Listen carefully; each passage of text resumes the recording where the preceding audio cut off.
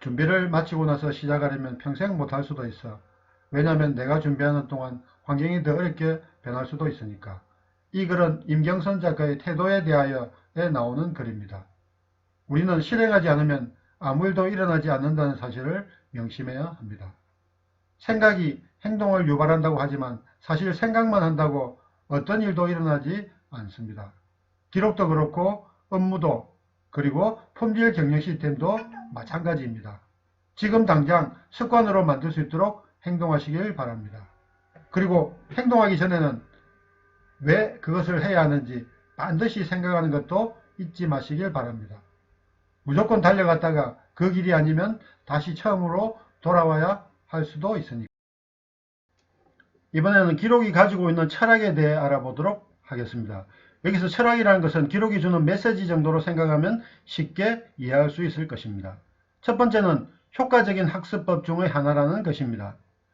우리가 예전에 영어 단어를 외울 때 노트에 쓰면서 외웠던 경험이 있을 것입니다. 이렇게 무언가를 기록하는 행위는 훌륭한 학습 방법이 되는 것입니다.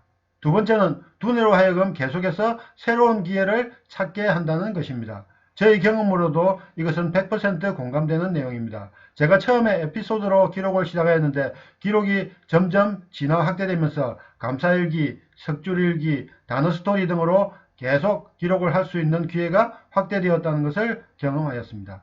세 번째는 대단한 고객 감동의 수단이라는 것입니다. 기록의 대단한 점은 기록 자체로 고객에게 감동을 줄 수 있다는 사실입니다. 네 번째는 새로운 아이디어를 떠올리는 열쇠 역할을 한다는 것입니다. 사실 갑자기 떠오르는 아이디어를 기록으로 남겨놓지 않으면 기체처럼 사라져버리고 맙니다. 그래서 아이디어가 떠오르면 기록이라는 고체 형태로 잡아두어야 하는 것입니다. 다섯 번째로 호기심을 키워주고 훌륭한 보조기억 수단이라는 것입니다. 무언가를 기록한다는 것은 새로운 것에 호기심을 가져야 가능해집니다. 가령 예를 들어 자신이 모르는 분야에 대해 책을 쓰려면 그 주제에 관련된 책을 읽으면서 지식을 쌓아야 하고 그 분야에 대해 알게 되면서 자연스럽게 호기심도 커집니다. 그리고 기록이라는 그 자체가 훌륭한 기억 보조 수단이 되는 것입니다. 머릿속에 들어있지 않아도 기억되는 것을 보면 그때의 기억을 떠올릴 수 있으니까요. 앨범 속에 있는 사진을 보면서 사진을 찍을 당시의 시절로 돌아가는 것 자체가 그것에 해당된다고 할 수 있을 것입니다. 기록이 주는 철학의 첫 번째 효과적인 학습법의 구체적인 내용입니다. 성적으로 연결되는 필기법의 비밀을 잘 활용하여 좋은 성적으로 연결되면 좋겠습니다. 성적이라고 하여 나는 학생이 아니라 관계없다고 생각하지 않았으면 좋겠습니다. 학생이 아니어도 기록하는 행위 자체로 자신의 인생에 좋은 영향을 끼칠 수 있습니다. 그러므로 필기법의 비밀을 성적에 올리는 데 한정해서 나에게는 필요 없다고 판단하는 실수를 하지 않았으면 좋겠습니다. 제가 기록을 본격적으로 시작한 것은 2007년 시작한 에피소드입니다. 일상의 추억이 시간이 지나갈수록 머릿속에서 점점 사라지는 것이었습니다. 에피소드를 본격적으로 기록하기 이전에는 정말 기록하는 것을 싫어할 정도로 기록을 기피하던 저였습니다. 그런데 에피소드가 쌓일수록 기록하는 것에 재미를 느끼게 되었고 노후에는 무엇을 할 것인지에 대해 기록하고 아내가 만든 음식을 주제로 맛이야기를 쓰기 시작했습니다. 에피소드 이전에 태국어 배우기가 있었는데 이것은 태국어를 배우기 위해 만든 것일 뿐 기록이라고 하기에는 다소 미흡함이 있었습니다. 이렇게 기록이 습관으로 굳어지면서 매일 더 많은 것을 기록하기 위하여 제가 선택한 것이 바로 절운동과 물마시기입니다. 절운동과 물마시기는 2013년 12월부터 기록을 시작하여 지금까지 계속 이어지고 있는 기록입니다. 그러면서 감사일기와 세줄일기가 뒤이어 추가되었고 단어스토리로까지 발전하게 되었습니다. 지금은 지하철역으로 N행시를 추가로 기록하고 있습니다. 이렇게 하나로 시작된 기록이 점차 새로운 기록으로 진화하고 발전되고 있는 중입니다. 요즘은 손편지 대신에 SNS나 메일로 손쉽게 글을 쓸 수 있습니다.